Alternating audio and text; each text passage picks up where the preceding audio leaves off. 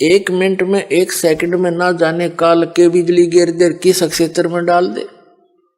सामने ठीक ठाक सोए थे। उड़ीसा में एक बार साइक्लोन आया था, ये बहुत जबरदस्त। पानी, समुद्र का जल हवा के वेग से 30-40 फुट ऊंचा उठकर अरे से चल पड़ता, फुल स्पीड से 200 किलोमीटर प्रति घंटा की स्पीड से।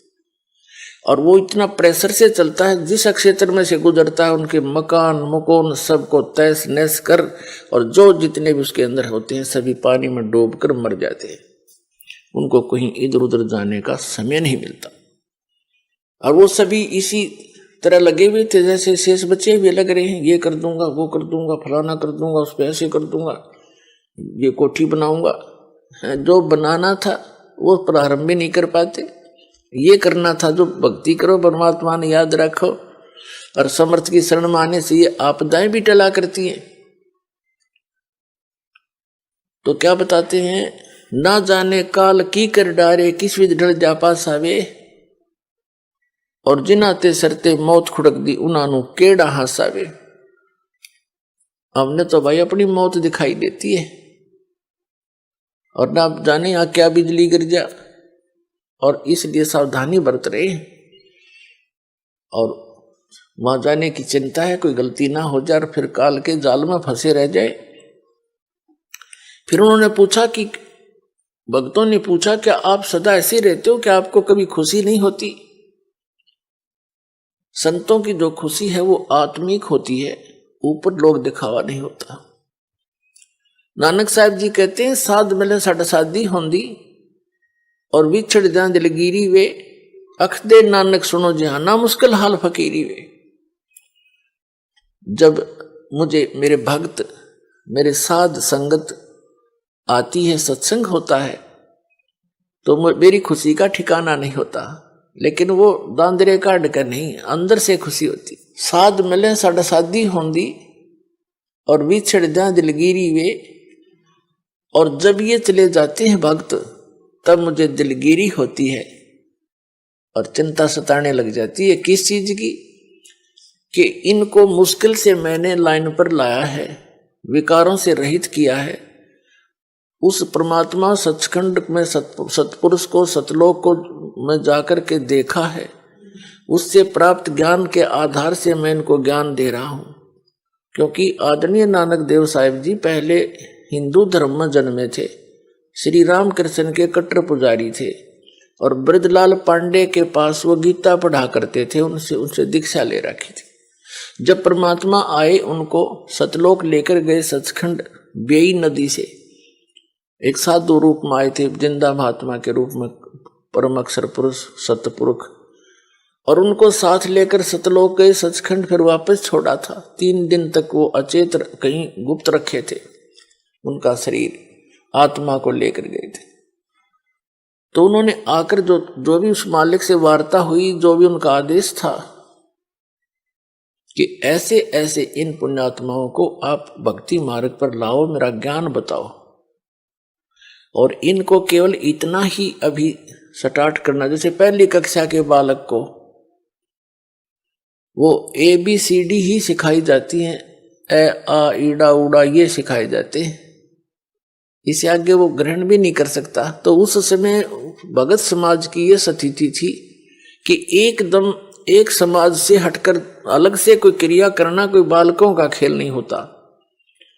पूरा हिंदू समाज विरोधी बन गया, वो पांडे भी विरोधी हो गए, खुद पिता भी कालू राम मेहता जी भी विरोधी हो गए उन नकली गुरुओं के बहकाने सिखाने से कि ये तो ब्रह्मा विष्णु महेश को भी नहीं मानता, ये तो शंकर जी की पूजा भी नहीं मानता, ये तो इससे ऊपर भगवान बताता है, नास्तिक पैदा हो गया। लेकिन उन्होंने परवाह नहीं करी, आंखों देख रहे, कौन माने उनको उतरुआ की बता। फिर जिसने आंखों देखा भगवान को सारा, तो इसलिए वेदों में वर्णित है कि वो सतपुरुष स्वयं आता है यहाँ, अपने अच्छी आत्मा को मिलता, जो दृढ़ भक्त होते हैं, तो उसको अपने से परिचित कराता है, उनको उपदेश देता है। तो ये दृढ़ भक्त थे जिनको परमात्मा मिले। सारा समाज एक तरफ था, पूरा हिंदू समाज, और नानक साहिब जी एक तरफ थे, डगमग नहीं हुए। जितना भी मेहनत करी, खूब जगह जगह प्रचार किया। फिर प्रचार किया हुआ जो 10-12 वर्ष प्रचार किया उन्होंने, तो ऐसी बात नहीं, कुछ एक व्यक्ति पुण्यात्मा उनके ज्ञान से परिचित हुए, लेकिन बहुत कम। फिर वो एक स्थान पर रहने लगे अपने घर पर ही, 16 वर्ष अपने घर पर रहे। फिर अपना खेती का कार्य भी करते थे और सत्संग भी करते थे। तो भगत जन आने लगे, वहां सत्संग सुनने लगे। नानक साहब जी कह रहे थे कि भाई इनको मुश्किल से दिशा दी है, और जब ये यहां से जाते हैं सत्संग सुनकर, मुझे इनकी चिंता सताने लग जाती है कि कोई काल का दूत इनको फिर से भ्रमित ना कर दे, परमात्मा के बच्चों को फसल में कोई कीड़ा ना लग जा। और जब ये वापस आ जाते हैं एज इट इज अगले सत्संग में, तो मेरी खुशी का ठिकाना नहीं रहता कि मेरी फसल परमात्मा का बाग सुरक्षित है।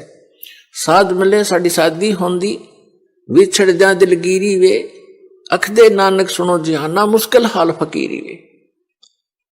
कि यह भक्ति बड़ी मुश्किल बना दी, क्योंकि सत्य ज्ञान देने वाला एक, मिसगाइड करने वाले अनेक।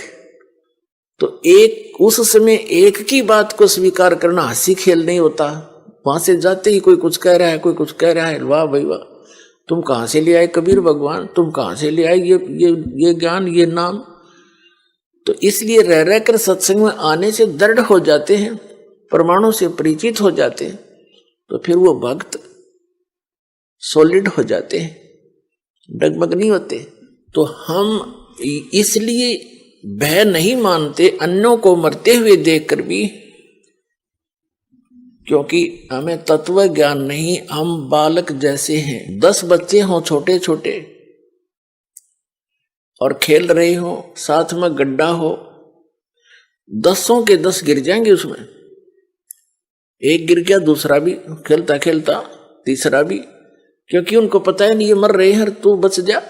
उनकी इतनी बुद्धि काम करती ही नहीं। तो आज जब तक आपको ये तत्व ज्ञान नहीं होगा, आप उस अतिथि के बच्चे हैं। अब इस ज्ञान से आपकी बुद्धि विकसित होगी, फिर डर लगेगा, डर लगेगा तो उसका समाधान भी होगा। तो इसी प्रकार परमात्मा हमें ये ज्ञान कराना चाहते थे कि तुम इस झूठे सुख को सुख कहे, ये मान रहा बनमोद, ये सकल चबीना काल का, कुछ मुख में कुछ गोद। ये झूठे सुख को सुख मान बैठे तुमने सुख का तो आभास भी नहीं है। चाहे सारी पृथ्वी का प्रधानमंत्री बन जाए, सारी पृथ्वी का राष्ट्रपति राजा बन जाए, और उसको भी सुख नहीं हो सकता। सुख है ही नहीं यहाँ पर। हमने देख लिया उसको, राजा है, मंत्री है, मुख्यमंत्री है, झंडी वाली कार है, और बड़ी इसके बड़ी शोभा है इस व्यक्ति की। उसके अंदर झांक कर देखो, 36 टेंशन लिए फिरता है सारा दिन। सुख है उसको? यहाँ सुख है ही नहीं। सुख होगा कैसे? नमक के बोरे में और बूरा का, खांड का, चीनी का टेस्ट कोई खोज रहा है तो खोजता रहे, उसमें है ही नहीं वो टेस्ट। तो सतलोक तो बूरा का बोरा समझ लो, और ये काल का लोक मिलता जुलता उसी के उस वैसा ही है, डुप्लीकेट कॉपी कर रखी है। जैसे एक नमक हो कूटा हुआ, हर एक में बूरा भर रखी हो, बर्तन में, कटोरे में, एक जैसी लगे हैं, पर टेस्ट से पता लगेगा बूरा कौन सी और नमक कौन सा है। तो ये ऐसा है, ये तो नमक है, हम इसको बूरा मान रहे हैं। कहते हैं बूरा जान चाटत है रेही।